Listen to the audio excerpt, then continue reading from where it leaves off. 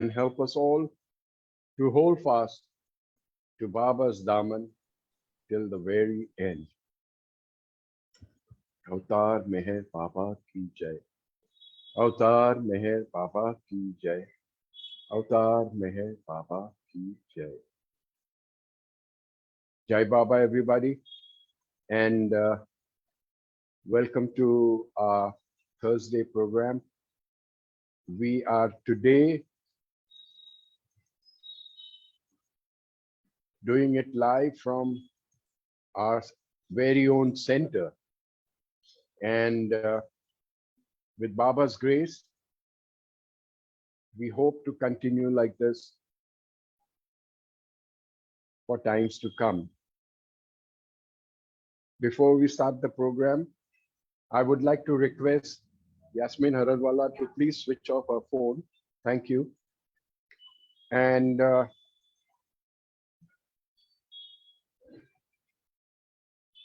would like to call upon our one and only Meher Baba to please come and take over the entire goings on about this program. Because it is only he and he alone that really matters. And it is as per his wish that everything is conducted around here. So thank you, Baba, for everything. Jai Baba. As you can see, we have Jimmy Khan with us, one of our center's stalwarts. He will be sharing a few things, and then we'll keep open the house. Anybody wants to come in and talk about anything, you're more than welcome to do so. Thank you. Go ahead, Jimmy.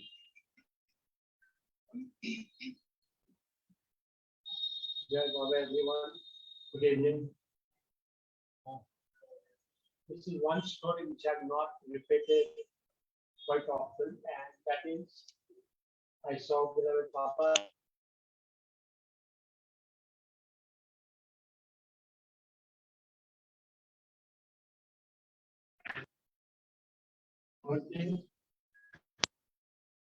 The Bombay Parsi.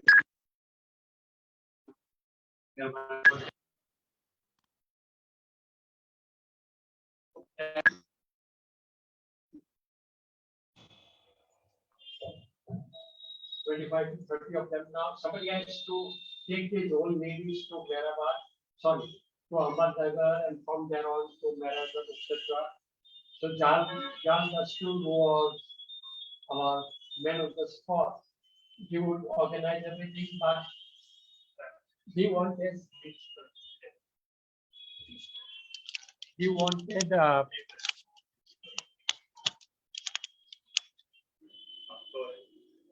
he wanted someone else as a volunteer, male volunteer. So Jal asked me if I was available. No, can't be. Jal asked me if I was available, and I said I'll come.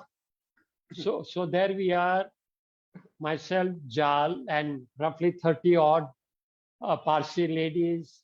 We go to Ahmednagar and we stay overnight at the Dharamshala.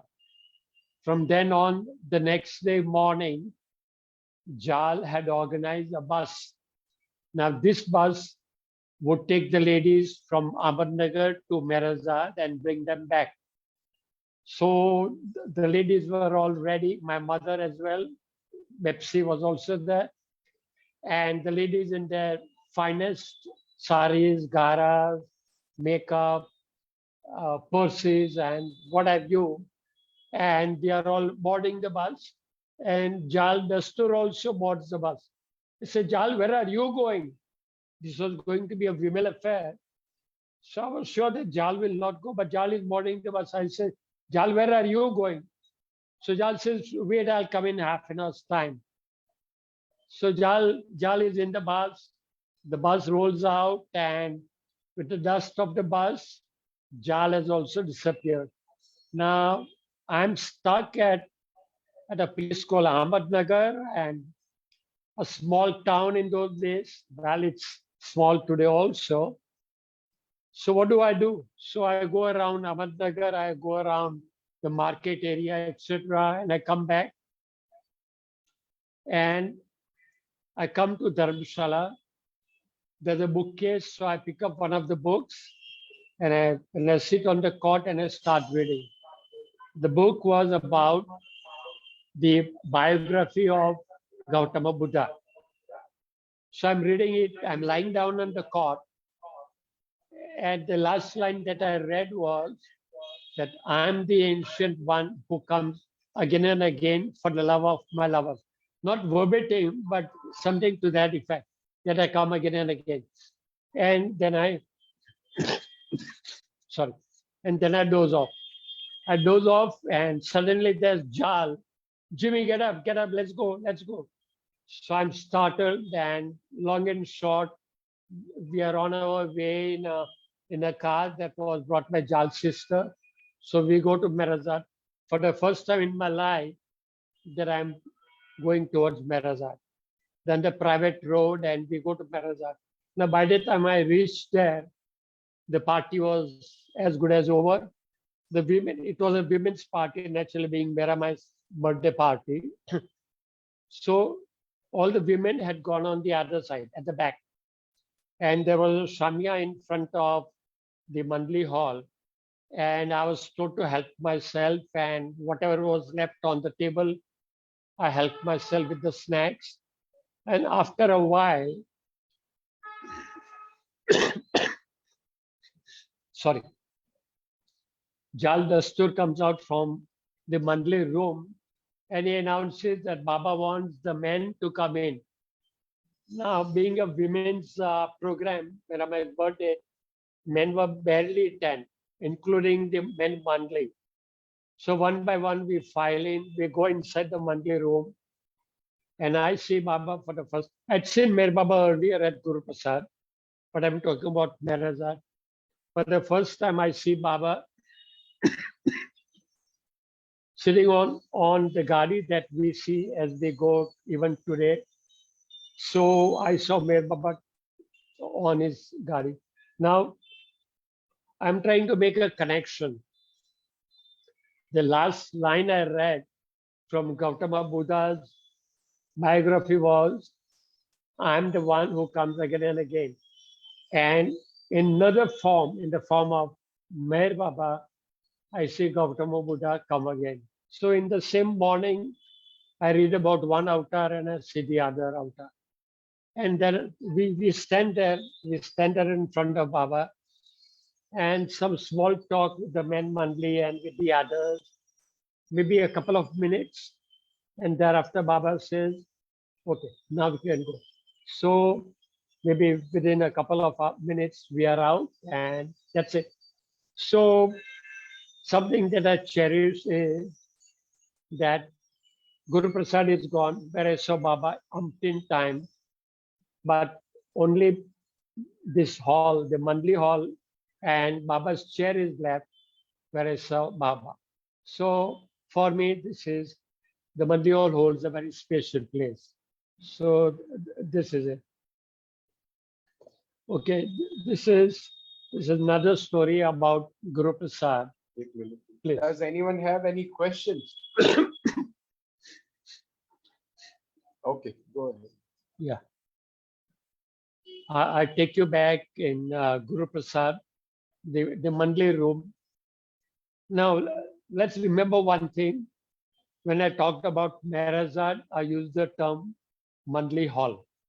But whenever I talk about Guru Prasad and Pune, I talk about the Mandli room, because it was not a hall. At Guru Prasad, the Mandli room was a Mandli room. It was just any room where a maximum of 20, 25, max 30 could sit. Therefore, I call it a Mandli room. So we were seated there, and I think Baba wanted to relieve himself, and we were only boys, young men and boys. So we were told to go out of the room. So we go in the ante room, we go in the next room, and young boys, we are freaking around, playing around. And after a while, there was an announcement that you can all come in. So we all come in, we'll take our seat. And after a while, Baba's asking, he's looking at one of the twins, Sorab Rustam, and looking at him and he's saying, that means, where's your Jodia? Where's your twin brother? And either Sorab or Rustam. And he says that Baba is sleeping there in the room. Baba was upset. He said, he's sleeping. Go and call him. So this guy runs. He was a teenager. Both of them were teenagers. We were both, all of us were very young. So this guy comes in and he stands before Baba. And for once I saw Baba red in his face. He said, effectively, he said that I am sitting here giving darshan and you sleep. You sleep there when I'm giving darshan. Sit down. Take your seat and sit down. So he said sorry to Baba and he took his seat. Now, you must remember one thing, that Baba's family, his blood family, they always called him Baba. They never used Kaka, Sorab Rustam's Kaka. But they never, let's use the term, abused their relationship with Meher Baba. Though he was their Kaka, though he was their brother, though he was in any other form related, even Maniante himself, I'm sorry, Maniante herself would always address Baba as Baba and with great respect. I've seen her hundreds of times talking to Baba, but always with the greatest of respect. Being the sister who lived with him the whole life, yet Haji Baba, always in a very pleasant tone, always in a very, whether they disagreed or agreed, that's not the point. But they would always agree to disagree, or they would always agree to whatever Baba said. His brothers also, Jal, Behram, they were always very respectful. So what I'm trying to say is, the family never took license.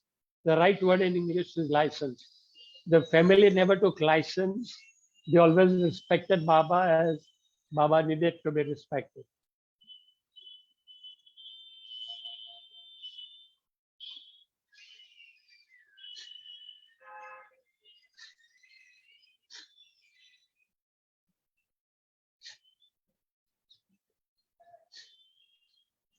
Yeah.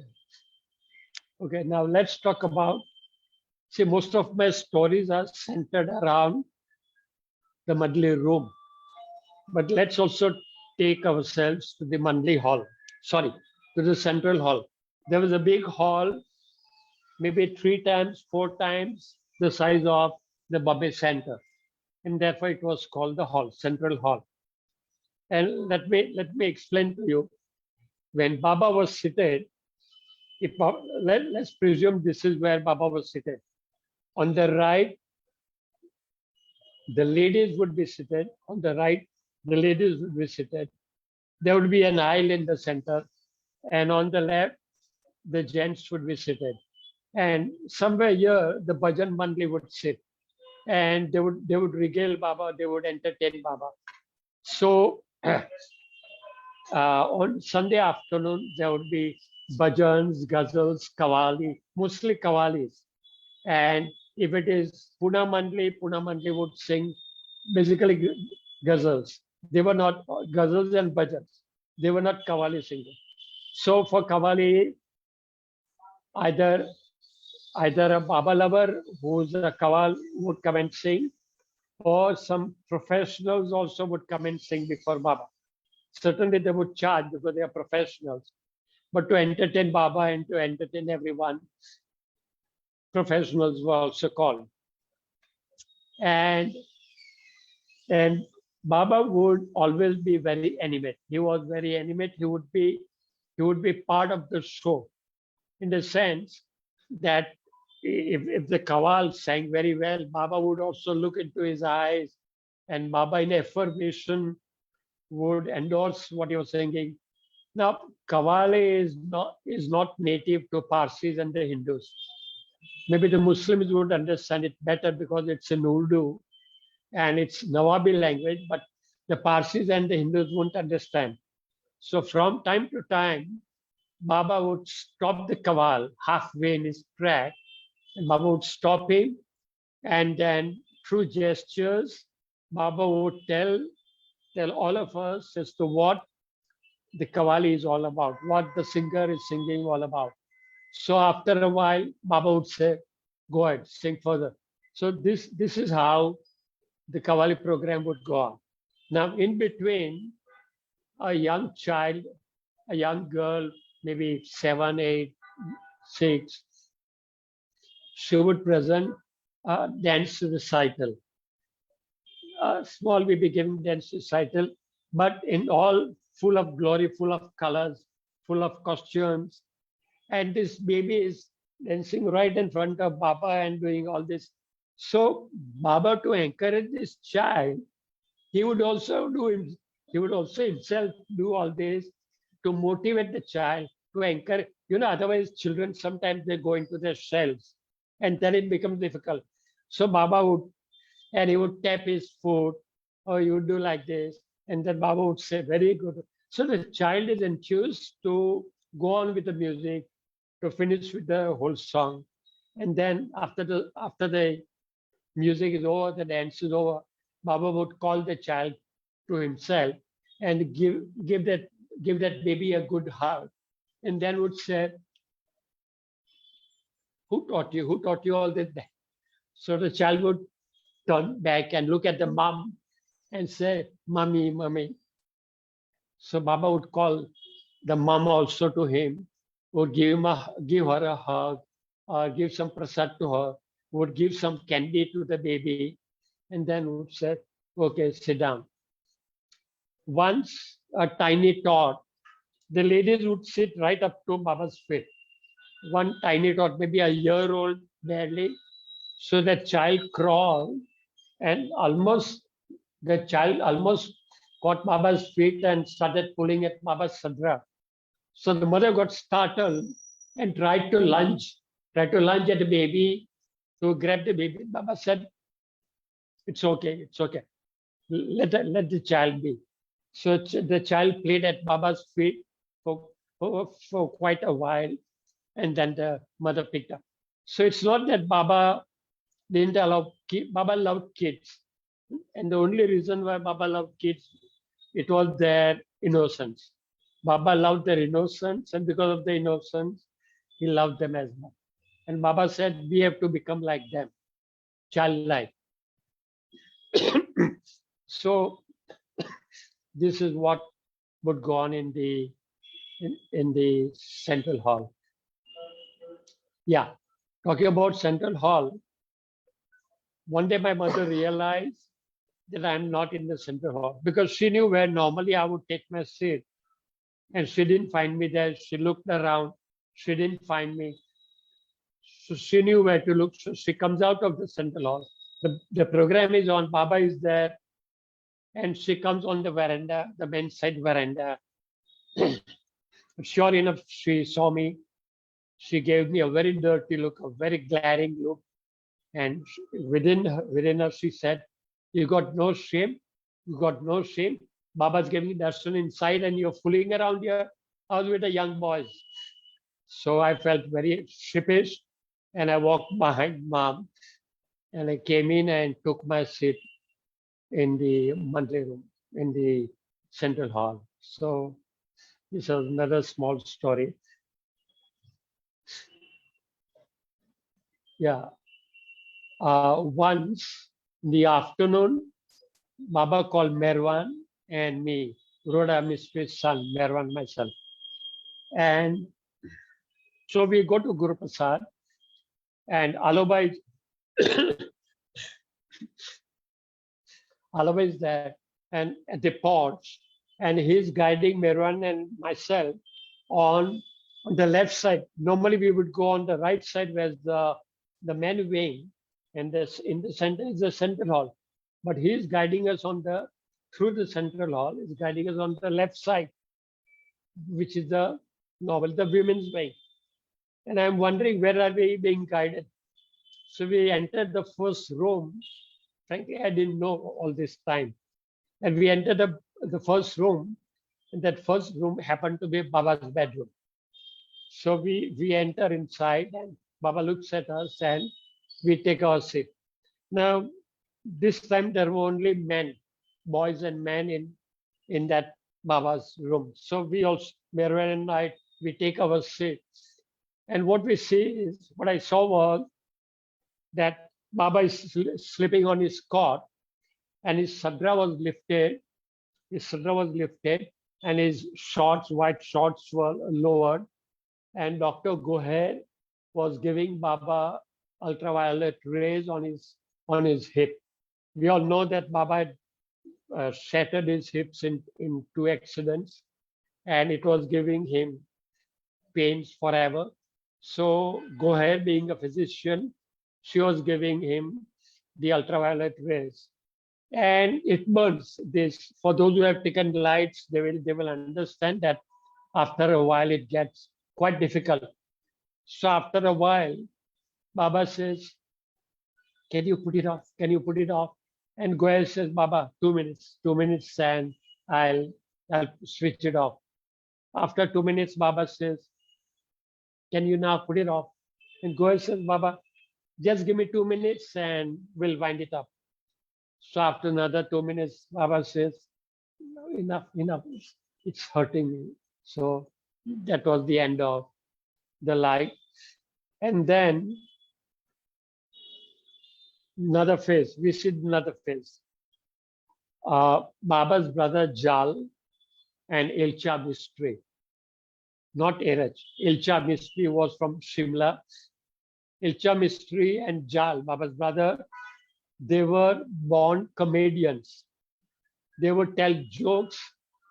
If you look only at their face before they start a joke, you can start laughing, that kind of a thing. And Ilcha was a real mischievous one, so was Jal.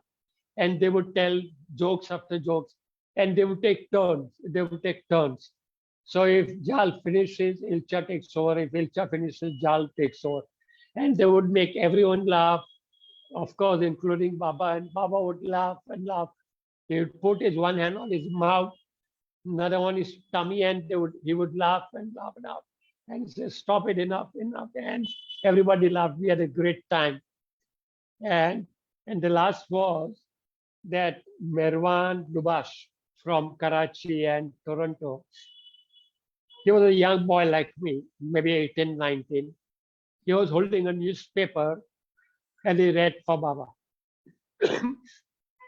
He would read headlines and then Baba would say, read more. He would read through the articles. After a couple of paragraphs, Baba would say, switch on, move on to the other one, to the third one. So this is how the whole paper was read. The last page, which was sports page, that was read, and that is how it went on. So that's how the afternoon ended, and we come back. So this is something which I had not seen before, like Baba's bedroom, etc. Somebody take over for a while now. Tired of speaking.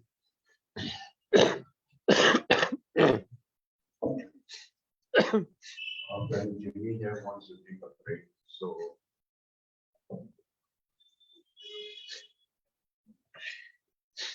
I would like to start with an apology to Mayor Baba himself and to all of us, that in my enthusiasm to begin the program, I forgot to do one very important announcement, and that was that since we are meeting after such a long time, 2 years plus, I'd like all of us to hold a minute's silence in the memory of all whom we have lost, either through COVID or other reasons. I just want to pay our respects to our members who have gone to Baba in this past time that we have met the last.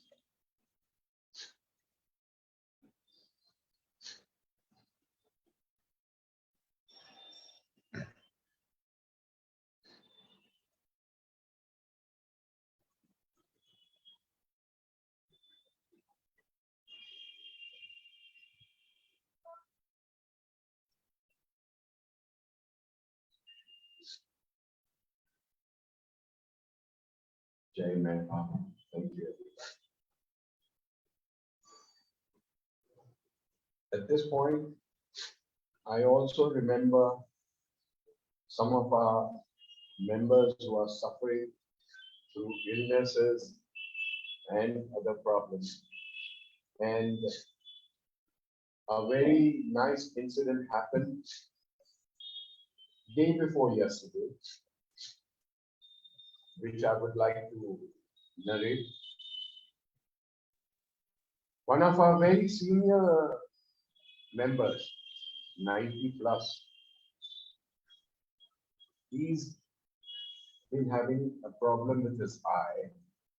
In the sense, there's a throbbing pain in his eye throughout, all the time, 24/7.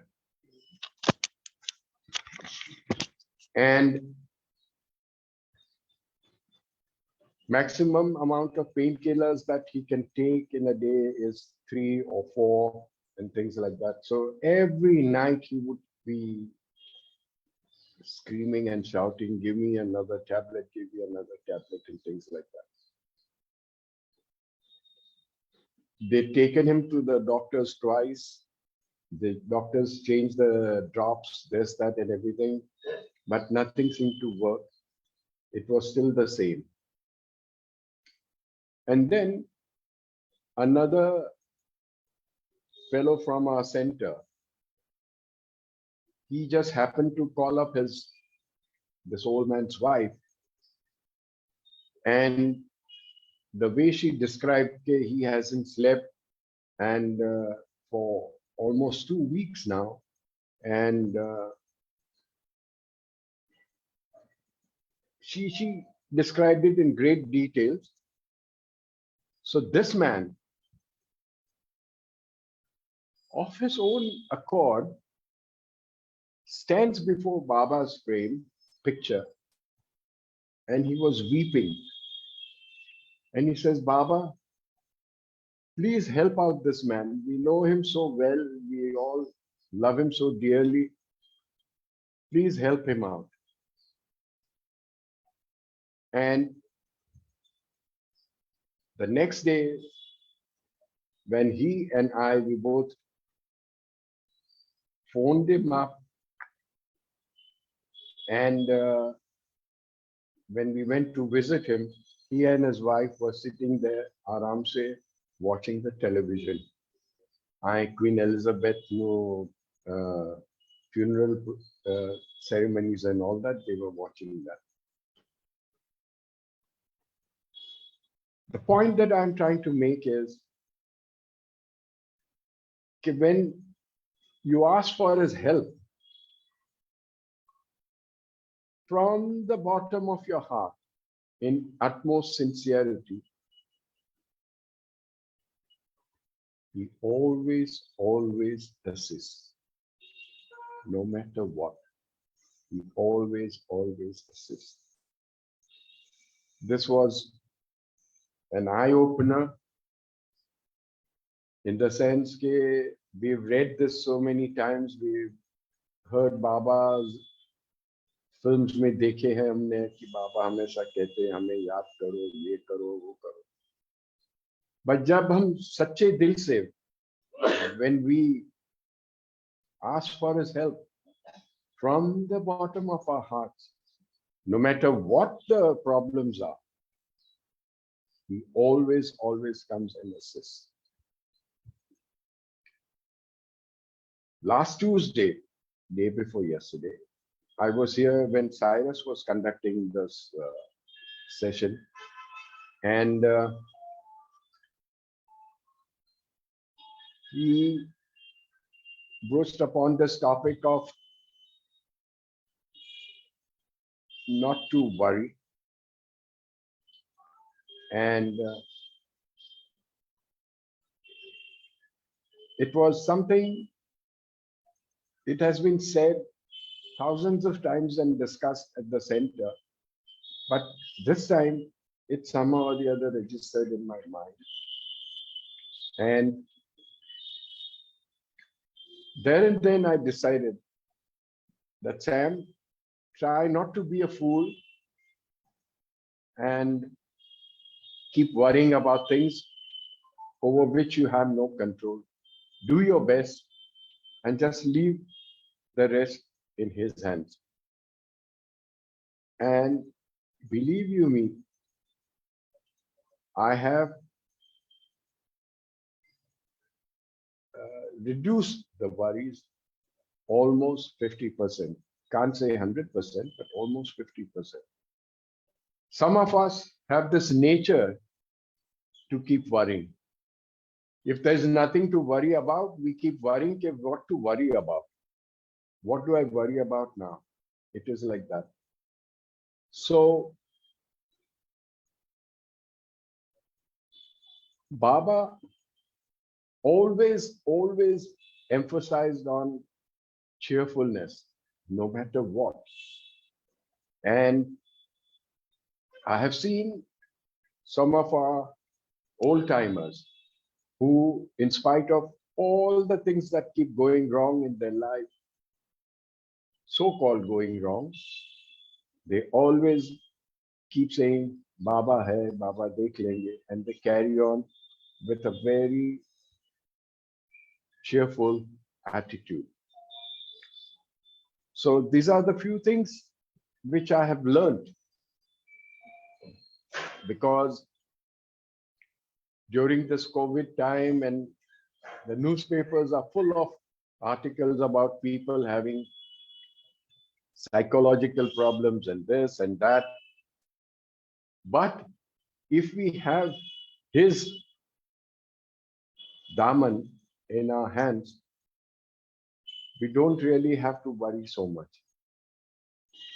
We leave it all to him. And Baba, in his own infinite mercy, he sent out a message today on the WhatsApp. I read a message about Delhi Motto, trainee's husband.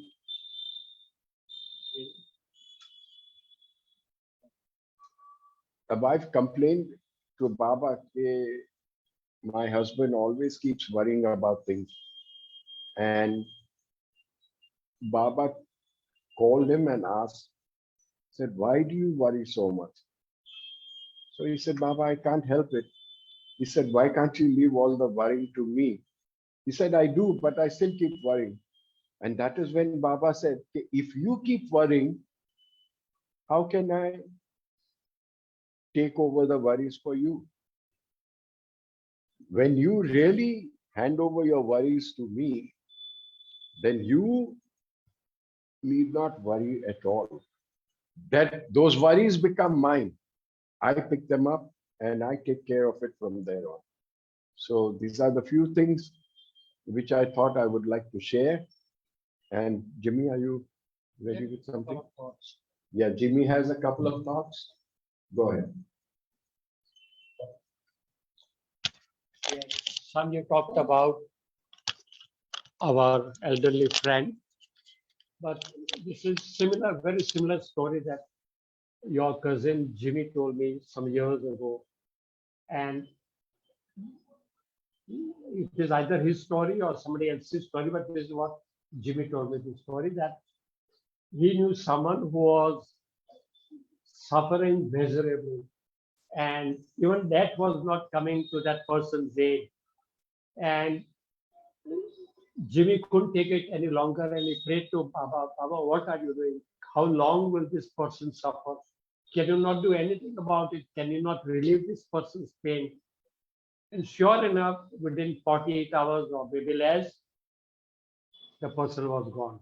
What you are trying to suggest is, and Sam very rightly said, when you pray for someone else, not for yourself, not for your children or wife, etc., but you pray for someone else, and where there is no selfless involved, when it is selfless, then Baba, surely enough, if it comes from the bottom of your heart, sure enough, you will hear it and he will respond to you. So this is one thought I'll share with you. And the other one is about worries. if there's one thing that kills us, all of us, all hundred of us, thousand, is worries.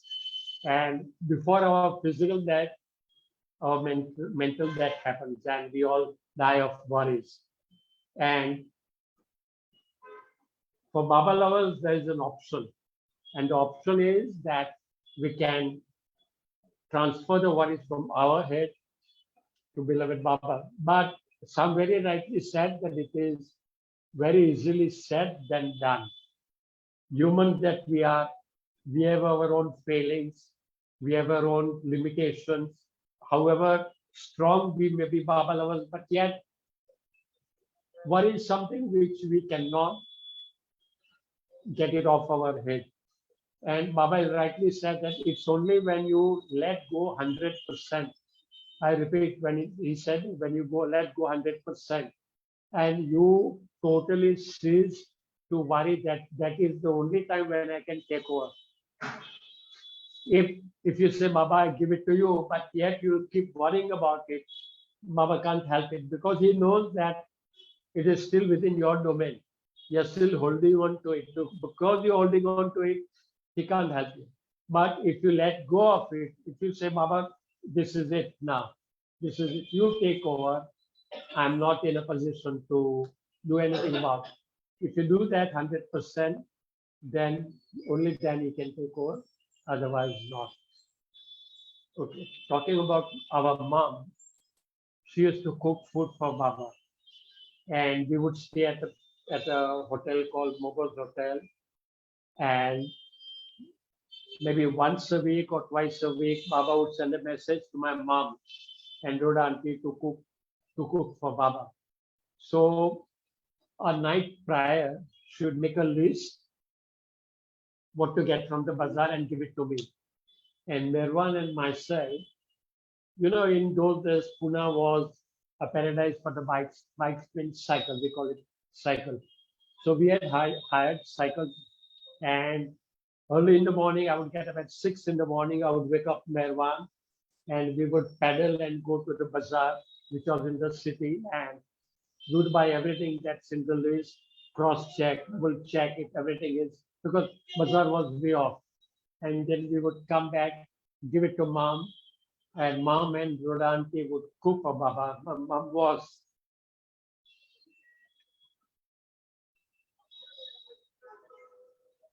she was a good cook. She was a very good cook.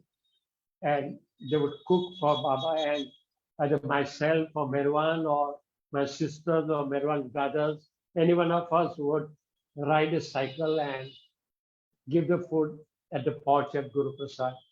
So this is one, you can say, a privilege that our, our mothers and we had cooking for Baba. Yeah, please. This reminds me of an incident where Baba had this habit of telling various people to cook for him, and only those whom he would ask to cook for would he partake their khana. He would not eat anybody else's cooked food. So once it so happened, this was told to me by ex-president, late Darab Sakatra. You see, he lived somewhere in the Fort Market, and he was on the second floor, and on the third floor, Kaka Baria used to live with his sister. And Baba would often visit their place. It so happened that once during one of his visits, Baba had told Banu Masi to cook for him for the next afternoon, lunch. And he said, distinctly, he told her, he said, make sure you cook it yourself and nobody else puts their hand in it. So she, of course, agreed, and everything was, Baba goes away, and It so happened that early morning, Darabsa's mom happened to go upstairs to chit chat or something with this Banumasi. And she saw her doing all the preparations for the meal. And they were both engrossed in the conversation. So she just casually asked, "Can I give you a hand?" And she said, "Yes." So she started chopping onions, this, that, and the other, without realizing. And the khana was made and everything. Of course, Darab Shah's mom came down. In comes Meher Baba. And after a little while, he sits down for his meal. And the first bite that he takes, he asks Banu Masi, "Have you cooked this food all by yourself?" And she said, "Yes, Baba, I've cooked it all by myself." "You sure nobody else has come and interfered or given you a hand in this?" So she thinks a lot. And then suddenly she remembered. She said, "Oh, yes, that Alamai from downstairs, she had come and she helped me chop the onions." And then, in a very natural way, she's asking Baba, "Ke Baba, how did you come to know about this?" So Baba, in his own humorous way, he says, "The onions are telling me this." This was all done in Gujarati, where she asked, "Baba, tamune kem malam padyo?" And Baba said, "I kando mane case." So the long and short of it is that nothing ever can be kept away from Baba. Nothing, nothing, and nothing at all. And there is a very funny incident that comes to my mind, which had happened here in the center itself. Many, many moons ago, we used to have a system of screening Baba's film every Saturday. And Iraj Karadia, I remember we had a small projector and Iraj would do the projection and we would all sit and watch the movie and enjoy it and everything. So one such evening I was sitting and in those days we had those patreka chairs, the tin chairs, collapsible, folding. And I don't mean to sound rude, but that day I had eaten a lot of masoor. It's a kind of a dal, and I had a lot of gas problem. So I was trying to be very careful not to disturb anybody and do it very discreetly. But as luck would have it, Hoshan Dada Chandji, who is a champion to pull people's leg, comes and sits right next to me. And I'm saying to myself, "Ki abhi mar gaya, I will not be able to control myself, this, that, and the other." So I, in my own this thing, came across a small trick. The trick was that जब भी वो movie में there was some noise going on, I would let go. And that way, everything was going on quite smoothly. And I thought nobody knew about this. So at one point, I was holding on for a very long time because there was no loud noises happening in the movie. And then suddenly this dung ching came on. And I felt nice and relieved. But what I see is in that movie, In that movie, Baba is holding his nose like this. Now you may call it purely coincidental or bheje ka, whatever, but this is what happened. So, in other words, you cannot, you possibly cannot help or hide anything from Meher Baba. That is the bottom line. Jimmy, are you hiding anything from Meher Baba? Open book. Open book. Life is an open book. Please do. What sort of food they cook for us? Ah, Well, the question is, what kind of food mom would cook for Baba? very nice. I like people who Yeah. ask questions. And the answer is that Baba liked my mom's curry rice. And in particularly curry rice, but I'm sure she didn't cook only curry rice. I'm sure she must have cooked other things as well. Now, this brings us to one question, and the question which some of you should have asked. Did you buy only vegetables for Baba, or was it non-veg affair also? Was it non-veg affair also? And the answer is very honest. I've always been, wherever I go, and I've been very honest about it, open about it. People have commented also. It happened in Chicago, but we won't talk about that today. Okay. And I would go to the fish market, I would go to the mutton market and buy all stuff. And the next question would be, what about the Mandi? Was the Mandi also eating non-veg? Was Baba eating non-veg? The answer is, you got to understand one thing in principle is that Meher Baba was born in a Zoroastrian family. He was born and brought up in a Zoroastrian family. And if you are born and brought up in a Zoroastrian family, de facto, you are born a non-vegetarian. So Meher Baba was a non-vegetarian. The Mandi, mostly Parsis and Muslim, etc., were non-vegetarian. But on the other hand, finances with Meher Baba, finances at the Mandi level were extremely tight. Extremely means extremely.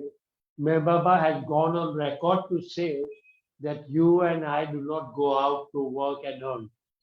This is Baba has told his Mandi. Baba told his Mandi that you and I don't go out and earn to run this ashram. It is the people's grace on which the ashram is earned. Baba never did like this in the air and a gold nugget came out. Baba never did that. There is not a single, I've been a Baba for past 60 years, I have not come across any incident either narrated by the Mandi or whoever that something happened by miracle and the money came. Not once, not once. It always came from his well-wisher. Now we'll take that a little later. But the point is that the ashram ran on very tight squeeze budget, and consequently, 99% of their fare means the food, 99% of the fare was a veg fare, vegetarian fare. And it would so happen that, suppose give you an example, on my sister's wedding after Baba dropped his body. But on good occasions, people would send, I'm talking about those the 60s, people would send by money order 200 rupees or 150 rupees, or someone is richer, maybe 300 rupees, with a letter saying that Baba, please enjoy yourself, have a good meal. So a meal would be ordered from Ahmednagar. It could be a biryani, it could be anything, it could be just anything. So in that sense, they did eat non-vegetarian food. So the answer is Baba ate non-vegetarian food. The others, the Mandi did enjoy non-vegetarian. Now someone's Navjot, someone's Lagan, and they would order a meal either at Guru Prasad or at Merazad. And the feast was there. So occasionally the feast did take place. So that is one clarifying point. Now we come to the East-West gathering. 62 November, this was gathering took place. Now, before that, the Khans and those who were close to Baba, we were used to sitting not more than 6 to 8 to 10 feet away from Baba. We would be that close to Baba every time, all the time, because either we are seated in the Mandli room or in the central hall. If it is Mandli room, I would be seated not more than 6 feet away from Baba on an average. If it is in the central hall, maybe 10 feet away from Baba. So that's how close we were when we sat before Baba. Suddenly, we are in the backyard of Guru Prasad. That is where this gathering was held. And huge mandap was put up. And there were quarters or areas where there were kind of notices or banners saying Ahmednagar, Pune, Mumbai, in those days Bombay, Andhra Pradesh, Bangalore, Falana, Dikna, whatever. And you have to go and sit in your enclosure. Let's call it enclosure. And it so happened that the Bombay's enclosure was way off, quite far. So that is where we were seated, and we were very far from Baba for the first time ever. And my mom, and naturally, she wondered if Baba even knows that she's there.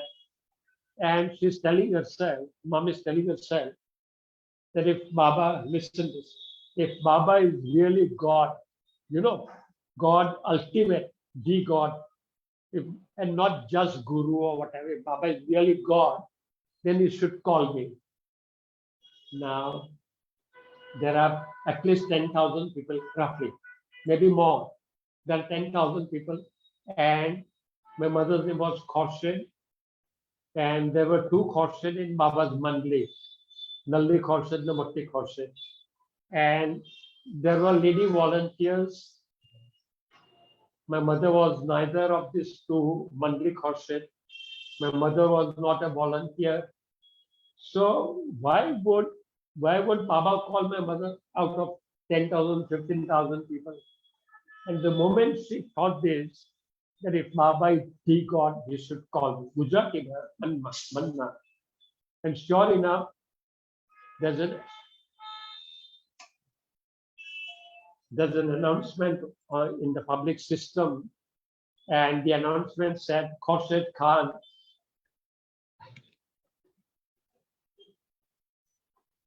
wherever you are, come in Guru Prasad. Khorshid Khan, wherever you are, come in Guru Prasad. And those who were seated around Mama said, Khorshid jao, Baba bula, Khorshid jao. Mom must have been completely flawed. And she went to Guru Prasad inside Guru Prasad. And the reason being that my mom would always wear sari. She always wore sari, white sari and white blouse. And it had just rained. Everybody knows that it rained during the Easter gathering. And all of us were soaking to the bones, literally soaking to the bones. And the Western women were called inside Guru Prasad because they were all completely wet. So the Western women were called inside Guru Prasad, and for them to change into clothes. Now the question is, where would the clothes come from, the extra clothes? So when Baba was at Merazad, he told the women Mandli, as they were packing their bags, beddings, that take as many clothes as you have. Take all the clothes that you have. They're wondering that in the earlier years, Baba never said that take as many clothes as you have. Why this time Baba is saying pack all the bags? So they had a lot of extra clothes. So those are the clothes, saris, and some of them were saris also. So mom was called inside to help the Western ladies with the saris. So that is the background of saris. Sam, you want to say something?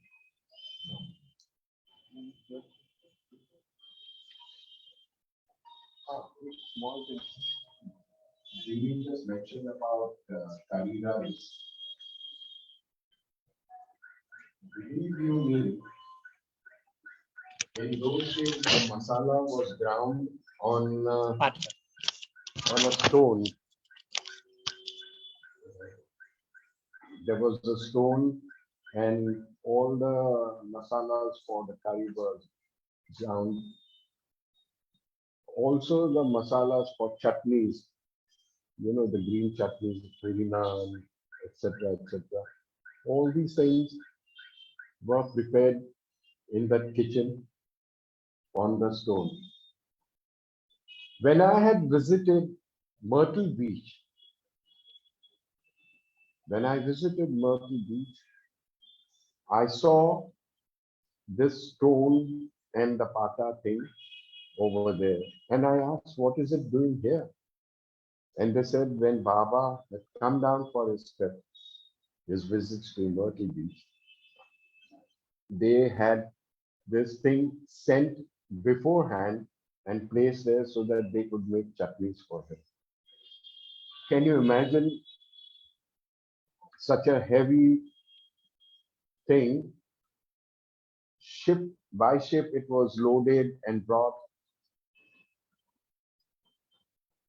What impressed me the most was the love and the care to the minutest detail of the people who hosted Mehta. And this is just one of the things where that devotion shines through. Another thing, as Jimmy mentioned about the feasting happened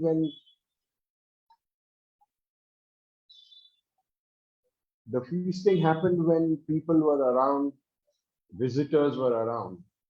But when it was just Baba and the Mandli, both men and women Mandli, usually it was very rukha sukha, in the sense either it was rice and dal or a little bit of vegetable and some seldom they would get chapatis and things like that. In fact, Baba's most favorite uh, food was rice and dal. And sometimes this women mandli would get quite fed up about rice and dal. So one day, one of them, I think it was Naja, plucked some courage and she said, Baba, every day we've been having rice and dal in the afternoon. What do you want for tonight? So Baba coolly says, dal and rice. Not rice and dal and rice. So this is how their life in the ashram was so simple, so austere, and very, very, very to the minimal. There was no wastage. The, the blades that the men used for shaving, they were again given to a person who would be called a manager, and he was supposed to take that blade and give you another one in exchange. And then that blade would be sharpened or tried to sharpen it on a stone and then kept ready so that the blunt one would come in and this blade would go out again. Eraj Dasawala once had commented, he said, our life with Meher Baba was not easy, it was hard. There were hard times. We had difficulties. But, and then he took a pause for a little while, and then he said, but there was joy. There was this sweetness. There was this mithas in it. So nobody felt the pressure of what hardships they were going through. Because of this one singular person's aura or whatever you call it, whenever there were two Mandli people having quarrels or fights, Baba would intervene, bring peace about it, and then he would say, okay, forgive and forget. And then both of them would be asked to embrace each other, and again things would roll on. So he was a very, very practical master, very practical master. Thank you. Yeah, when people die, they do a lot of ceremonies. And then Baba said it's not necessary to do it. So many people would send money to Baba. But let us do ceremonies, let's say, so what did Baba do with that? Well, Meaning he fed poor people. and I suppose mostly fed poor people, mostly. Yeah, He he would do that. poor people Yeah, instead of those ceremonies. right. Absolutely. The question, can you repeat? Yeah, sorry. The question was that Baba was not in favor of, in case of death of the near and dear one, Baba was not in favor of prayers beyond 4 days, 10 days maximum. or maximum 10 days, but he had cut it down to 4 days. So the question is, uh, those who were bereaved, they would send money to Baba, and what would Baba do with that money? And of course, the answer is he would feed the poor people, etc. That those kind of things. He would use it for the work. I don't think so. No, he would set it aside for feeding the poor, or some maybe giving them dhoti or whatever it could be. Some talked about Naja, and that brings me to Naja. Naja was the cook for the women mandali. Bindu's sister. Sorry, Bindu's sister. I'm coming to that. Yeah. Naja was the cook for the women mandali. Now, as I understand, and I'm sure I'm very right, that the men food was cooked separately and the women mandali food was cooked separately. I suppose all true. I suppose all true. After Baba, I don't know what happened, but that's the understanding, that the food was cooked separately. And Naja was the cook. But I want to go one step backward in the sense, Naja was Pandu's sister. Pandu and Naja were brothers and sisters. And their father was Masaji. Masaji was their father. And Masaji was also a cook. So maybe it came down in their DNA, as we call it. And the story about Masaji is that he was a cook in Komrani Agyari at Pune. He used to cook there. He was a cook there. And at that time, at Ferguson Road, Baba and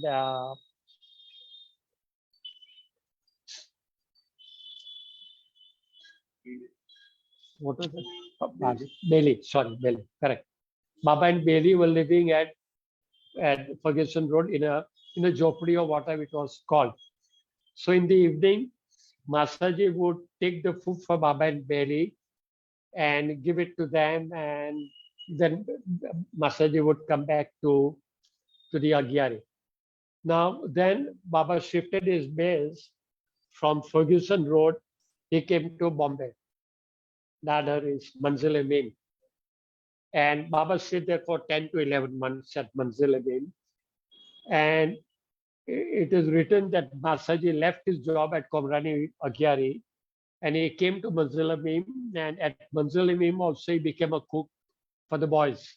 I'm using the word boys because in those days it was real. Masaji was the eldest, one generation elder than all the rest. I repeat, one generation elder than all the rest. All the youngsters, Baba himself was a youngster. He was in his late 20s, I suppose. So all those who were with Baba, they were also boys. You can call them either young men or boys. And so Masaji was the official cook for all the boys at Manzil-e-Min. So I thought I'll share that with you. I'll talk about Carbon Masi. You all heard about Sorry. Eraj used to, tease Katie, about her food. Ah, yeah. Okay, So okay. you said that she One second. Sorry, I didn't finish the story. So once, Naja fell sick, and because Naja fell, somebody has to cook for women. So Baba told Katie. Katie was a very young woman at that time. Baba told Katie to cook for the women monthly. And Katie started crying, literally tears, shedding tears. And the women said, "What happened, Katie? Why are you crying so much? Gone mad? Why are you crying?" "Well, I don't know how to cook. I've never cooked. I don't know. I've never gone to the kitchen. I don't know how to cook." So the word goes to Baba that Katie is crying. You asked her to cook, and she has never even picked up a vessel in the kitchen. Baba called her and said, "What is it?" "Baba, tell someone else. Please tell someone else. I can't cook." Baba said, "I'm there. I'm there." I think Baba went to the kitchen, and and Naja would kind of brief Katie, maybe from her bed, or she was help in the kitchen, and she would tell Katie, "Ka હવે આય નાખ, હવે આય કર, હવે પેલું કર, હવે આય મસાલો નાખ," whatever. So gradually Katie got her hand to it, and finally Katie turned out to be a good cook. Everybody knows, and she has come out with a book. So cooking with cooking with cakes, something which Firuza has got. cooking for Baba. Cooking for Baba. Okay. So that's it. This is how it is. So when a person is thrown into the pit and it's a challenge, and of course with Baba's grace, that anything is possible. But you said they only cook for the women one day. How come Yes. Eraj was always teasing See, her? this is the question is, see, Sam had earlier told us a story that Eraj would tease Katie that what nonsense you are cooking, just to kind of screw her or whatever it is. What nonsense. Today the rice was uncooked and today the dal didn't have nimak and all those things. So, but maybe it is true, but I've not heard that Katie was cooking for men also. I've not heard. So I have no answer for that. I have no answer for that. Yeah, I wanted to talk about Kharvan Masi. Kharvan Masi was the poorest of the poor. I mean it, poorest of the poor. And there was a talk about people giving grace in the form of donation envelopes to Baba, and Baba would accept. Now, when it came to giving grace to Baba or giving some money to Baba, Baba was very, I'm searching for the right word. Choosy. Sorry, Choosy? choosy or circumspect about whose money to accept, whose money not to accept. And the story goes that a man comes to Baba at Guru Prasad. He bows down at Baba, Falana Dikna, and then he puts an envelope at Baba's feet. So Baba looks at the envelope and says, "What's this?" Baba knew, all knowing of course, but Baba said, "What's this?" And the man said, "Baba, it's nothing, it's just nothing. It's a prasad for you, Baba, just small token for you." And see, the all-knowing knows everything. If he is all-knowing, he knows everything. And he knows, it's a Latin word, I think. It's not English. Quid pro quo. Quid pro quo means kind of, you give me this and I give you that, kind of a bargain. You call it bargain, you call it barter. No, I was looking for some Gujarati word. Anyway, so now, according to me and according to those who have been witness to it, it is possible that A, the money was not clean. The money was not clean. It was made through not very clean means. Or secondly, this man had some bargain within himself. That to Baba na itlu apples, to baru kaam thase, whatever. It could be. It is not something which came from the heart. That is part A. Part B, Kharvan Masi. I told you, I began saying that she was the poorest of the poor. She was a divorcee kind of. Her husband had left her and gone. She had 3 sons to look after, 3 young boys to look after. She didn't have work. She didn't go out to work. So she was living on Baba's gifts or whatever word you may want to use. But this lady, maybe she did some small jobs, whatever. But through the year, she would collect coins, literally coins. And at the end of the year, she would convert these coins and make it into a note. 5 rupiah note, 10 rupiah, whatever it is. And then what she would do is, she would not give in front of others like Baba and Leo Martha. She would cover it in a potli or in a rumal or whatever it is. And when she gave, because the people are looking, people are all over. So what she would do is, her sari no palav, she would cover that thing, her hand and the potli with sari no palav, and just slide it, let's call it slide it into Baba's hands. And Baba would very gracefully, Baba knows how much it is, but it came from here, right from here. And Baba accepted very gracefully. And I've not seen it, but it is told that Baba would do like this and would gently put it in his pocket. Very, very sildiri. The right word is sildiri. Not making a fuss about it, not making a to-do about it. So this small 5 rupees, 10 rupees, 50 rupees, 50 would be too big. 50 would be too big. But Baba would accept that. So that's it. Now, Carbon Masi was spiritually Pochala, and so was my mother. So I can, even today, I can visualize my mom and Carbon Masi sitting on the porch of Mobo's hotel and doing goose for quite a long time. What they exchanged between them, Baba alone knows. I never asked Mama. I could have asked. I should have asked and could have asked, but I never asked. And similarly, Mama and Hosan's Kaka. Sam's Kaka Hosan. Hosan was also a Pochela Admi, but there was a difference between Erach and Hosan. Erach was Sam's father, Eretsa. Eretsa would give talks over here. In the very early days, the way Mernos talks today, there was a time when Eretsa was the second person after the center opened, and he would talk. He would speak, whereas his brother Hosan would never speak. He would not speak. If at the most he would speak on a dining table, but that too more of mischief and jokes rather than the hidden part. And I'm sure that Hosan was as Pochela as Sam's father. I'm very sure. Because their grandfather was spiritually inclined. Sam's father's father was spiritually inclined, so it runs into the family. So this is what I wanted to say. I was talking about Carbon Masi. Is that Bobo's pocket still there? The structure still stands. It will collapse any day. But where is it exactly? Yeah, I'll tell you a little later. It's very close to Guru Prasad. Very close to on Ban Garden. Yeah. Same pavements. But the structure still stands. Guru Prasad is more towards Ban Garden Road. This is on the opposite side, a little. But it's still on Bobo's pocket. No, long gone. It's taken over by the government, whatever.